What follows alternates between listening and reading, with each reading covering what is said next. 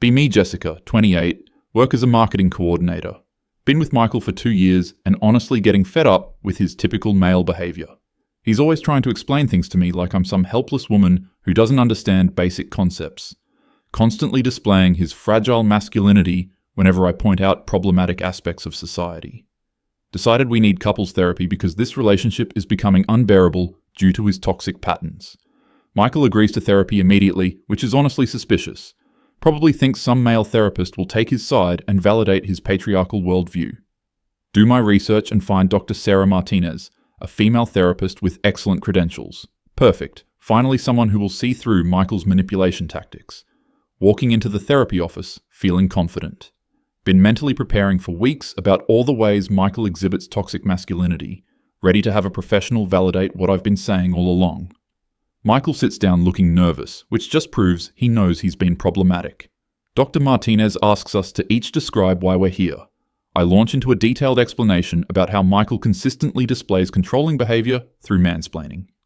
Explain how he dismisses my experiences as a woman in a male-dominated workplace. Describe his fragile ego and inability to handle being called out on problematic statements. Mention how he gets defensive whenever I educate him about systemic oppression. Michael just sits there quietly, which is typical. When Dr. Martinez asks him to respond, he says, "I just want us to communicate better and understand each other."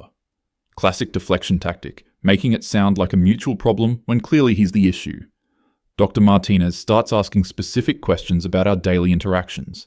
Asks me to describe a recent argument, tell her about last week when Michael mansplained the new software update at work. He had the audacity to walk me through features I already knew about. When I called him out for mansplaining, he claimed he was just trying to be helpful. Textbook gaslighting behavior. Dr. Martinez asks Michael about this incident. He explains that I had mentioned being frustrated with the new system at work. Says he had used similar software at his previous job and thought he could share some shortcuts. Claims he asked if I wanted help before explaining anything. Obviously trying to rewrite history to make himself look better, feeling increasingly frustrated that Dr. Martinez isn't immediately seeing through his manipulation. She asks for more examples, so I provide several. The time he corrected my pronunciation of a word during dinner with friends. When he suggested a different route to avoid traffic without asking for my input first. How he always assumes I need help carrying groceries. Notice Dr. Martinez taking detailed notes, probably documenting all of Michael's problematic behaviors. Feeling validated that a professional is finally witnessing what I deal with daily. Dr. Martinez asks about our communication patterns. Explain how Michael shuts down whenever I try to educate him about social justice issues.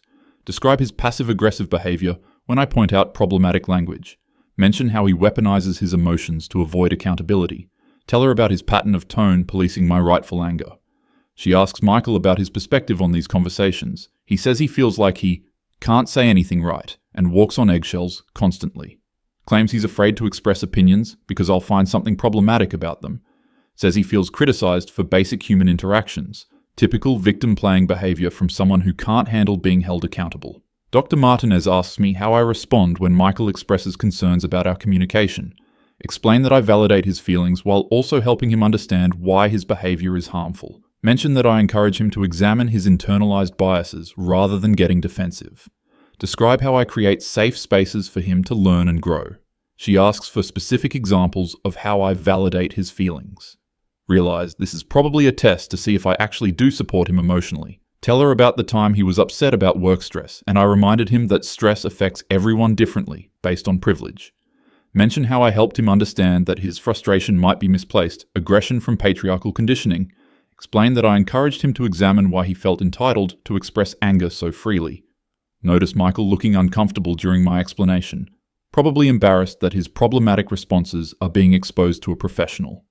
Dr. Martinez asks him how those conversations made him feel. He says, unheard, and like my emotions don't matter unless they fit into a specific framework.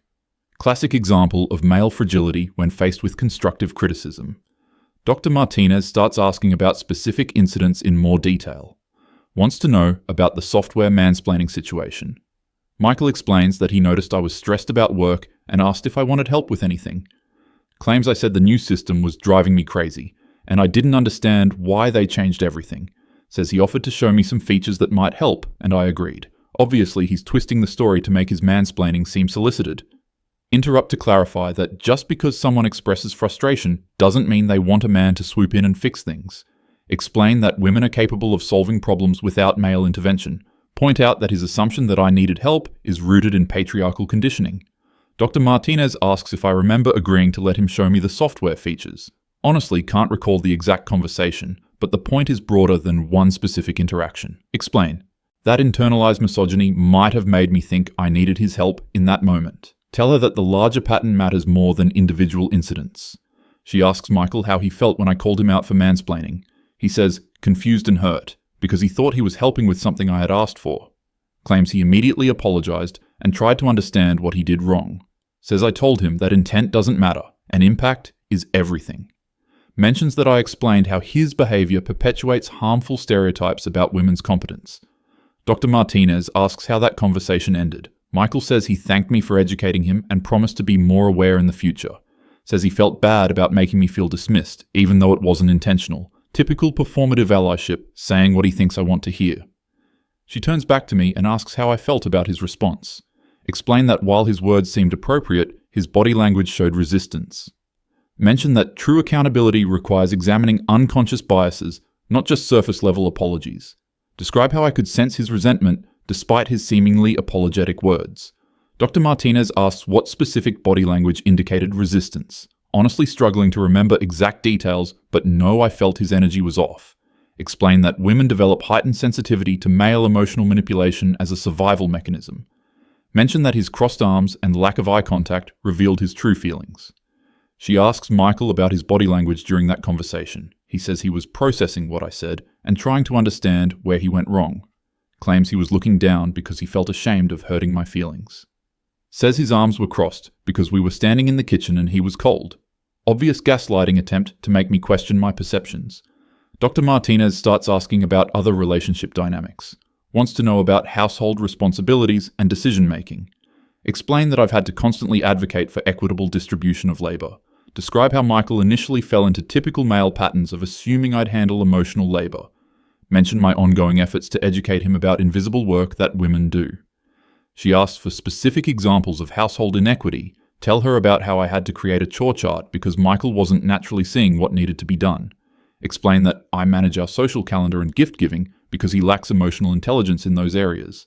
Mention how I handle most communication with both our families because women are typically better at maintaining relationships. Dr. Martinez asks Michael about household responsibilities. He says we split chores pretty evenly, but acknowledges that I'm better at remembering social obligations.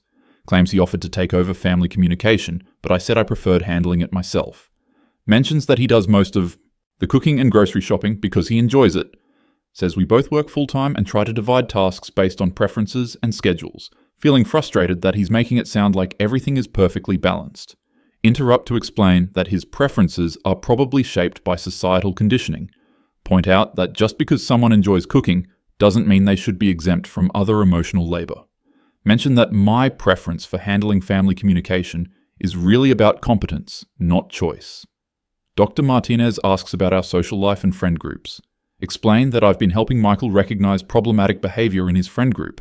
Describe how I've educated him about casual sexism in their conversations. Mention my efforts to introduce him to more progressive social circles. She asks for specific examples of problematic behavior from his friends.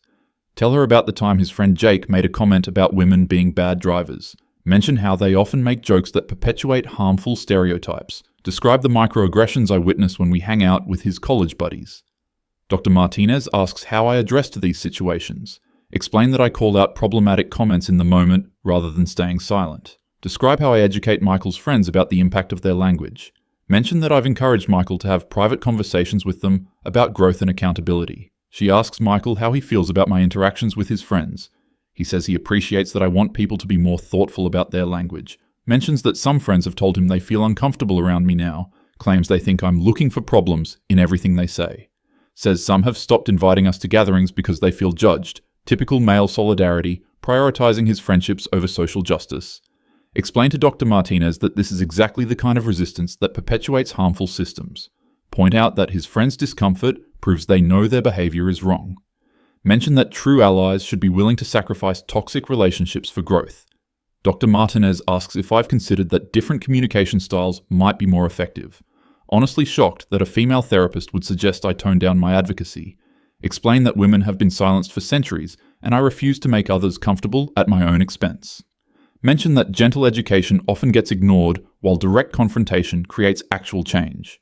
She asks about our intimate relationship and emotional connection. Explain that physical intimacy requires emotional safety, which is difficult when dealing with internalized misogyny. Describe how Michael's unconscious biases create barriers to genuine vulnerability. Mention that I need to feel heard and validated before I can be fully present.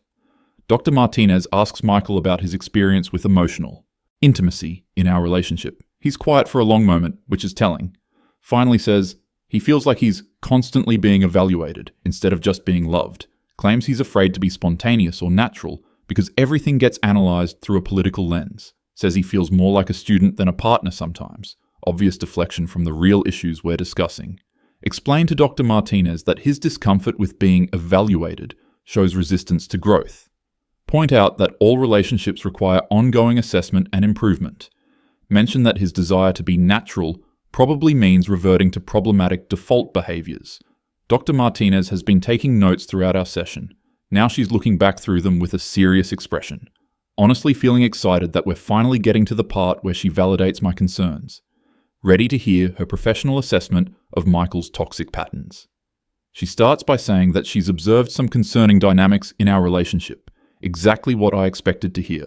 Explains that these patterns are preventing us from having healthy communication and emotional connection. Mentions that one partner seems to be constantly criticized while the other maintains a position of moral superiority. Wait, something feels off about how she's framing this. She continues explaining that she's seeing vigilance for problems rather than appreciation for positive efforts. Mentions weaponizing social justice language to shut down communication. Describes emotional manipulation disguised as education, starting to feel uncomfortable because this doesn't sound like the validation I expected. Dr. Martinez is looking directly at me while describing these patterns. Surely she's about to explain how Michael exhibits these behaviors. She says, "Jessica, I want you to listen carefully to what I'm about to share." Feeling confident because obviously Michael needs to hear some hard truths. Ready for her to break down all his problematic behaviors with professional insight. Based on our conversation today, I'm seeing that you consistently interpret Michael's actions through a lens of suspicion and criticism. What the hell is she talking about? When he offered help with software, you framed it as mansplaining rather than considering he was responding to your expressed frustration. This is completely wrong. She's missing the bigger picture. You described educating his friends about their language, but from what you've shared, it sounds like you're creating hostile social situations. Cannot believe a female therapist is taking this position. Your response to Michael's emotions seems to involve analyzing them rather than simply acknowledging them. She's completely misunderstanding the dynamic here. Dr. Martinez continues, "Michael, how often do you feel like Jessica appreciates things you do well?" He thinks for a moment and says, "Honestly, not very often. I feel like I'm always doing something wrong. When was the last time she complimented you or expressed gratitude without also providing correction?" He's quiet for a long time and finally says, "I can't remember. This is completely unfair. They're ganging up on me now." Interrupt to explain that constant praise isn't realistic when someone needs to unlearn harmful patterns. Mention that growth requires discomfort, and Michael can't expect validation while still exhibiting problematic behaviors. Dr. Martinez asks, "Jessica, when was the last time you told Michael something you appreciated about him?" Honestly struggling to think of recent examples because he's been particularly difficult lately. Explain that I appreciate his willingness to learn, even though he has a long way to go. Mention that I value his efforts to become more aware, despite his frequent backsliding. But when did you last express appreciation for who he is, not just his efforts to change? This question doesn't make sense because change is the whole point. Explain that accepting someone as they are means enabling harmful behaviors. Point out that unconditional love doesn't mean unconditional acceptance of problematic patterns. Dr. Martinez turns to Michael. "How does it feel to hear that Jessica's love seems conditional on your ability to change?" He looks genuinely hurt and says, "Like I'm not good enough as I am." Says, "Like I'm always being tested instead of just being loved." Mentions that he feels like he can't relax or be himself. This is completely twisting everything around. Explain that love naturally involves wanting your partner to be their best self. Point out that being himself might mean reverting to unconsciously harmful behaviors. Mention that my standards aren't unreasonable, they're just higher than what he's used to. Jessica, I want to walk through some specific examples with you. Dr. Martinez pulls out her notes from our session. You mentioned that Michael corrected your pronunciation at dinner with friends. When I asked for details, you said he gently suggested an alternative pronunciation of a word you'd mispronounced. Is it possible that he was trying to help you avoid embarrassment rather than trying to control you? Absolutely not accepting this reframing. Explain that public correction is a classic dominance behavior regardless of intent. Point out that the impact matters more than his supposed helpful intentions. Mention that women shouldn't have to accept male guidance about their own language. But Jessica, you also mentioned that you educate his friends about their problematic language. How's that different from what you're describing as Michael's controlling behavior? This comparison is completely inappropriate and shows she doesn't understand power dynamics. Explain that I'm speaking truth to power while Michael was reinforcing existing hierarchies. Point out the fundamental difference between punching up and punching down. Dr. Martinez continues reviewing her notes. You said Michael assumes you need help with groceries. But you also mentioned that you've created systems for household management because he doesn't naturally see what needs to be done. Do you see how both of these could be interpreted as one partner trying to be helpful? Getting increasingly frustrated with these false equivalencies. Explain that there's a difference between creating equitable systems and making assumptions about capability. Point out that I'm organizing our lives while he's just imposing his solutions on me. Mention that context and historical power imbalances matter. Jessica, I'm going to share an observation that might be difficult to hear. Here we go, finally getting to the real issues. Throughout our session, you've consistently reframed Michael's actions in the most negative possible light. This is not what I expected her to say. You've described his attempts to help as controlling, his emotions as manipulation, and his social discomfort as resistance.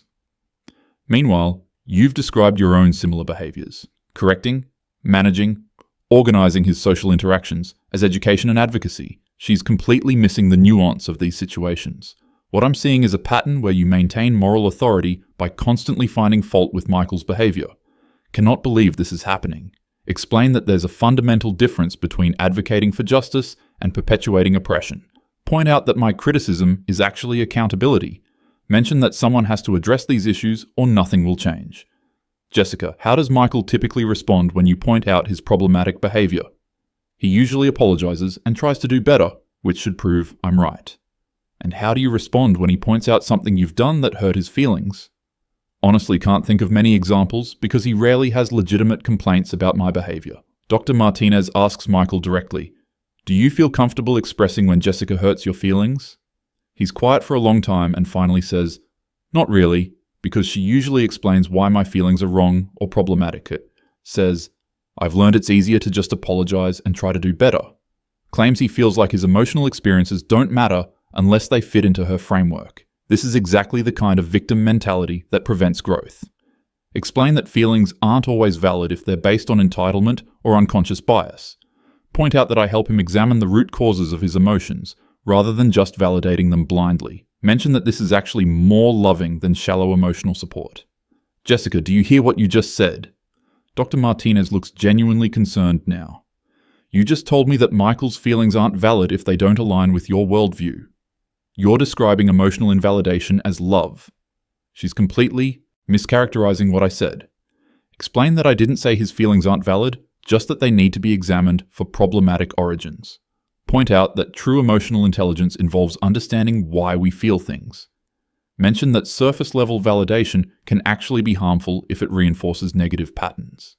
Let me ask you something directly, Jessica. When was the last time you considered that you might be wrong about something in your relationship? This question is absurd because I've spent years studying these dynamics. Explain that while I'm always open to growth, the fundamental issues we're discussing are well-documented patterns. Point out that questioning my analysis is exactly the kind of gaslighting that silences women's experiences. And when was the last time you apologized to Michael for something? Honestly, can't remember specific instances because I'm usually more self-aware than he is. Mention that I acknowledge when I could have communicated more effectively. Explain that true accountability involves systemic change, not just individual apologies. Dr. Martinez turns to Michael again. How often does Jessica apologize when she hurts your feelings? He thinks for a moment and says, she doesn't really apologize. She explains why what she did was necessary or how I misunderstood. Says, Sometimes she acknowledges that her delivery could have been better, but never that her actual response was wrong. This is completely unfair because my responses are usually justified. Explain that empty apologies without understanding perpetuate harmful cycles. Point out that I take responsibility when I'm actually wrong, not just when his feelings get hurt. Mention that men often expect apologies for being held accountable. Jessica, I want you to really listen to what I'm about to say. Dr. Martinez has this serious expression that's making me nervous. What you're describing is a relationship where you have all the moral authority. You determine what behaviors are acceptable, you decide when feelings are valid, you control the framework for all interactions. She's completely misrepresenting the dynamic. You've created a situation where Michael cannot express himself authentically without risking criticism. He's walking on eggshells, afraid to have natural emotional responses because you'll analyze them as problematic. This is not a partnership. This is you being the judge of someone you claim to love. Feeling genuinely shocked that a female therapist is taking this position. Explain that maintaining standards isn't the same as being controlling. Point out that someone has to address problematic patterns, or they'll never change. Mention that I'm fighting against harmful systems, not trying to control Michael personally. But Jessica, you are trying to control Michael personally. You've admitted to managing his social interactions, correcting his language, analyzing his emotions, and determining the validity of his feelings. You've described creating systems to manage his behavior and educating him constantly. How is that different from emotional abuse? Absolutely cannot believe she just used those words. Explain that abuse involves harming someone, not helping them grow. Point out that I'm trying to create a more equitable relationship. Mention that comparing advocacy to abuse shows a fundamental misunderstanding of power dynamics. Jessica, emotional abuse often involves one partner believing they know what's best for the other. It includes constant criticism disguised as helping, invalidating the other person's emotions and maintaining control through moral superiority. The abuser often genuinely believes they're helping their partner become a better person. This is completely inappropriate and offensive, starting to feel like this therapist has some serious biases of her own. Explain that comparing feminist advocacy to abuse is exactly the kind of rhetoric used to silence women. Point out that she's perpetuating harmful stereotypes about women being too demanding. Dr. Martinez continues, Michael, do you feel like you can be yourself in this relationship? He shakes his head and says, I feel like I'm constantly performing to avoid criticism. Says, I second guess everything I say because Jessica will find something problematic about it. Mentions that he's lost confidence in his own perceptions and feelings. Do you feel loved for who you are? Michael is quiet for a long time and finally says, I feel like Jessica loves who she wants me to become, not who I actually am. Says, I feel like I'm always failing some test I didn't know I was taking. Mentions that he's started avoiding social situations because he's embarrassed about how Jessica treats our friends. Cannot believe he's painting me as the villain here. Explain that I love him enough to help him become his best self. Point out that growth requires discomfort and he can't expect to stay in his comfort zone forever. Mention that our friends need to be challenged on their problematic behaviors whether he likes it or not. Jessica, do you hear yourself right now? Dr. Martinez looks genuinely concerned. You just said you love who Michael could become, not who he is. You're more concerned about educating your friends than about Michael's emotional well-being. You're prioritizing your social justice agenda over your relationship. This is completely unfair because social justice shouldn't be separate from relationships. Explain that personal relationships are political and ignoring that is privileged. Point out that I can't separate my values from my love life. Mention that true love involves challenging each other to grow. But Jessica, you're only challenging Michael to change. You're not open to changing yourself. You've created a dynamic where you're always right and he's always wrong. That's not growth, that's domination. Feeling genuinely attacked by this whole conversation. Starting to wonder if Dr. Martinez has internalized misogyny herself. Explain that I'm constantly examining my own behavior and working on personal growth. Point out that the issues we're discussing are about systemic patterns, not personal flaws. When did you last admit you were wrong about something significant in your relationship? Honestly struggling to think of examples because I'm usually more informed about these dynamics. Explain that I acknowledge when my communication could be more effective. Mention that I'm always learning and growing, just not about the fundamental issues we've been discussing. Jessica, I need to be direct with you. Dr. Martinez puts down her notes and looks at me seriously. Based on what I've observed today, you are exhibiting emotionally abusive behaviors toward Michael. You control his social interactions, invalidate his emotions, maintain moral superiority, and resist any accountability for your actions. Feeling like the room is spinning, this cannot be what's happening right now. Explain that she's completely misunderstanding the situation. Point out that abuse involves intention to harm, not efforts to create positive change. Jessica, impact matters more than intent? Isn't that what you told Michael? Cannot believe she's using my own words against me. You've created a relationship where Michael cannot express himself without fear of judgment. You've isolated him from friends who don't meet your standards. You've convinced him that his natural emotional responses are problematic. This is textbook emotional manipulation, starting to feel genuinely panicked because this is not how this was supposed to go. Explain that I came here for help with Michael's toxic behaviors. Point out that I've been trying to create a healthier relationship dynamic. Mention that everything I've done has been motivated by love and desire for growth. But Jessica, healthy relationships involve mutual respect and acceptance. You don't respect Michael's autonomy or accept him as he is. You've appointed yourself as his teacher, judge, and moral superior. That's not love, that's control. Michael is sitting there looking at me with this expression I can't read, feeling like everything I believed about our relationship is being turned upside down. Explain that I never intended to make him feel controlled. Point out that I was just trying to address legitimate problems in our dynamic. The intention doesn't matter, Jessica, remember? Dr. Martinez is using all my own arguments against me. Michael has clearly communicated that your behavior is harmful to him. Instead of listening and adjusting, you've explained why his feelings are wrong. That's exactly the invalidation you accused him of. Sitting here trying to process what's happening, came into this session completely confident that Michael was the problem, ready to have a professional validate everything I've been saying about his toxic patterns. Instead, she's telling me that I'm the one exhibiting abusive behaviors. Looking at Michael and seeing genuine pain in his eyes, realizing that he's been sitting quietly this whole time, not defending himself or attacking me back, remembering how he always apologizes immediately when I point out problems, thinking about how he asks permission for things that should be normal relationship decisions. Dr. Martinez asks, Jessica, how are you feeling right now?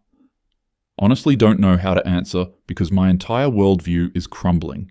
Always prided myself on being self-aware and committed to justice. But she's showing me patterns I never recognized in my own behavior. Say, I feel confused and attacked. She asks, do you think that's how Michael feels most of the time in your relationship? The parallel hits me like a physical blow, realizing that I've been doing to him exactly what I accused him of doing to me. Starting to understand that I've been so focused on systemic oppression that I missed my own oppressive behaviors. Always saw myself as the victim of patriarchal conditioning, never as someone who could perpetuate harmful dynamics. Convinced myself that my criticism was constructive because it was politically motivated, never considered that I could be wrong about our relationship problems. Looking at Michael again and seeing 2 years of walking on eggshells. Remembering all the times he tried to express concerns and I shut him down with social justice language. Realizing that I've been using feminism as a weapon instead of a tool for actual equality. Understanding that I've created exactly the kind of controlling dynamic I claim to oppose.